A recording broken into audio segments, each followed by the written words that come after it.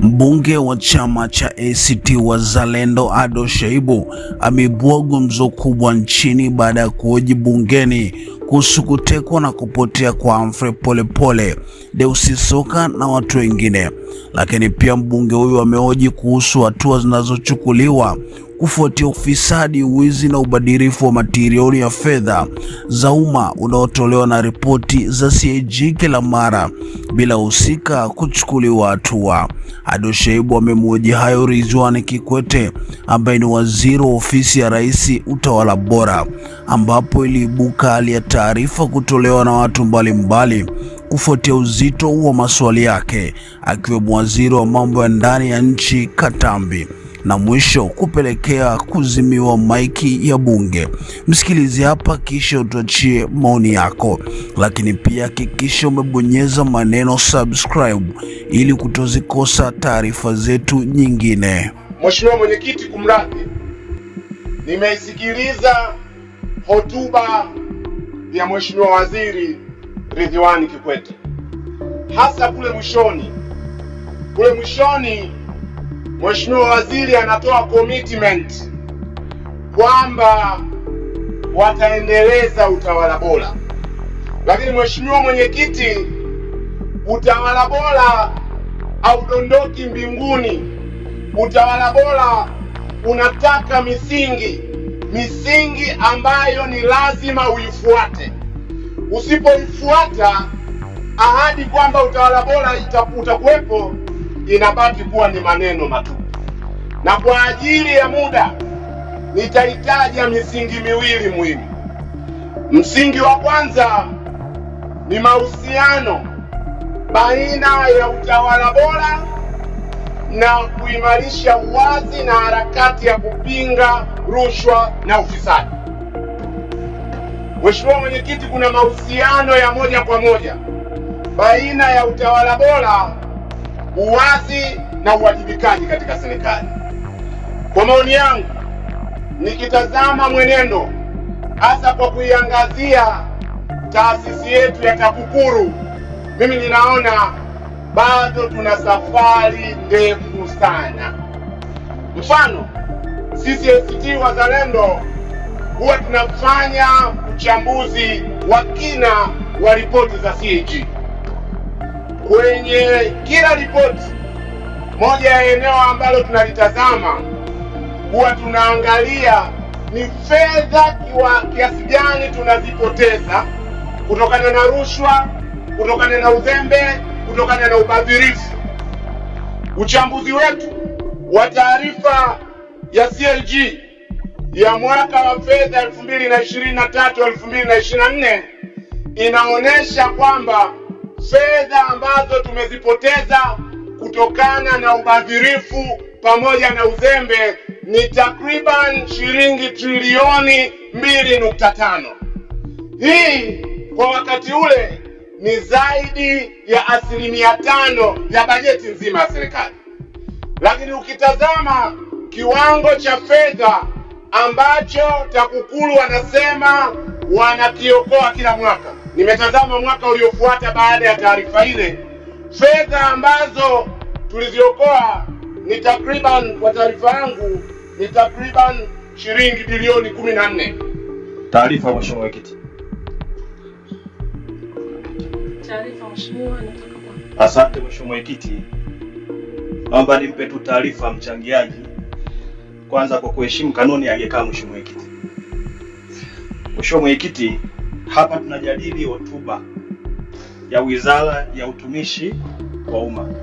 Hatujadili taarifa ya CAG. Lakini Mheshimiwa Mwenyekiti amesema mchangiaji ameisoma hotuba. Ukienda ukurasa wa 17 mpaka wa 22 imeeleza vizuri kazi zilizofanywa na TAKUKURU. Mheshimiwa Ado Shaibu, unaipokea taarifa hii? Moja ya jambo ambayo inabidi litazamwe kwa kina kwa heshima ya bunge, ingawa taarifa zinaruhusiwa, ni kwamba taarifa zinazokuja ziwe na msingi. zisije kwa lengo la kumpotezea muda mzungumzaji. Mimi nakwenda huko ndio ninakokwenda. Nimetoka 23, 24. Unakuwa na ubashiri gani kwamba sitokwenda 25, 26? Niachwe nizungumze. Taarifa ya wizara kwenye hotuba yake inaonyesha progress ya bilioni 102 zilizookolewa. Nikifanya uwiano wa kiwango cha fedha tunachokipoteza na ile product tunayoipata kwa jitihada za TAKUKURU, hitimisho ninaloweza kuliweka ni kwamba sioni jitihada za dhati za serikali ya Chama cha Mapinduzi kupambana na rushwa na ufisadi, hasa rushwa kubwa.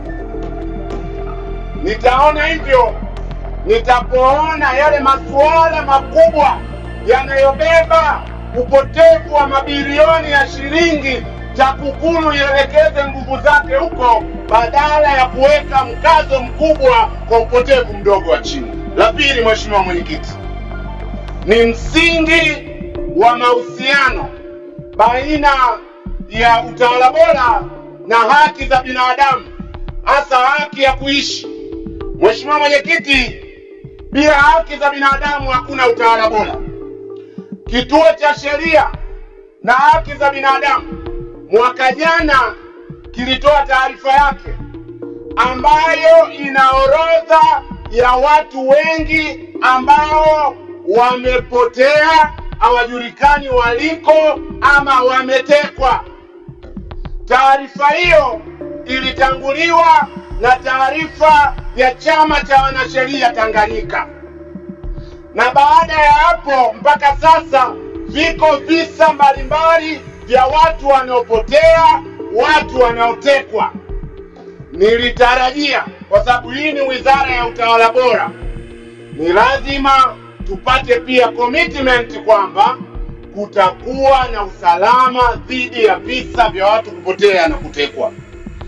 Na ushauri wangu kwa serikali, orodha ya watu wanaotajwa, Balozi Humphrey Polepole, ndugu yetu Mlai na watu wengine wote waliotajwa katika ripoti zile, kwa ajili ya muda siwezi kuwataja wote, ni lazima tupate majawabu ya serikali.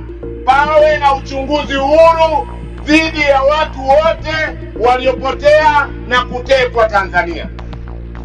Hilo la pili nilitaka kulisema, na ujumbe wangu wa kuhitimisha, ujumbe hitimisha, pamoja na mchango mzuri wa mheshimiwa mbunge, na nikiheshimu pia taaluma yake, amezungumzia kuhusiana na masuala ya kesi za TAKUKURU, lakini vivyo hivyo amezungumzia kuhusiana na mwenendo wa kesi za jinai.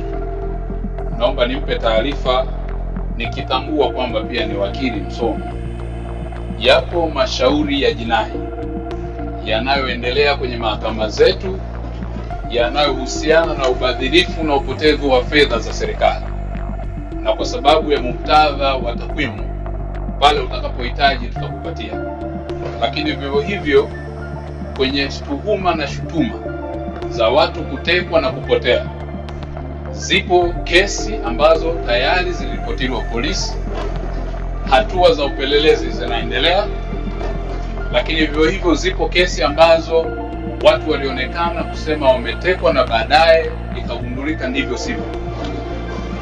Zipo shutuma nyingine nzito za kijinai ambazo jeshi la polisi linaendelea na uchunguzi nazo, na kwa kushirikiana na vyombo vingine vya kimataifa. Kwa masuala haya, ikiwa ni pamoja na kesi zilizopelekwa mahakamani, unafahamu msingi wa sheria unatutaka kwenye mashauri ambayo yanaendelea mahakamani hayawezi kuzungumziwa, pamoja na kutambua kwamba tunayo sheria ya haki, kinga na madaraka ya bunge. Lakini yapo mambo ambayo kwa hatua yalivyo na nature yake, kwa sababu ya kwenye hatua ya upelelezi, kwa sasa hayawezi kuwa public kwa sababu kuna taratibu za kiupelelezi. Asante Mheshimiwa Ado Shaibu Ado, unaipokea taarifa hiyo? Sipokei taarifa hiyo, na nitahitimisha kwa ajili ya muda. Nitahitimisha, naamini kwamba nitalindwa. Nahitimisha dakika moja tu mwenyekiti, nahitimisha. siipokei kwa sababu hoja yangu mimi siridhiki na uchunguzi wa kawaida wa kijinai. Nataka pawe na utaratibu wa Judicial Commission of Inquiry, uchunguzi huru, ili tujue Polepole yuko wapi, tujue Deus Soka yuko wapi. Sasa ujumbe wangu, muda wako umeisha. Ujumbe wangu mwenyekiti, nimeongea kwa dakika 3 nikisimamishwa. Dakika 1 naomba mwenyekiti, ili nitoe ujumbe. Ujumbe wangu kwa wale ninaomba kwa heshima.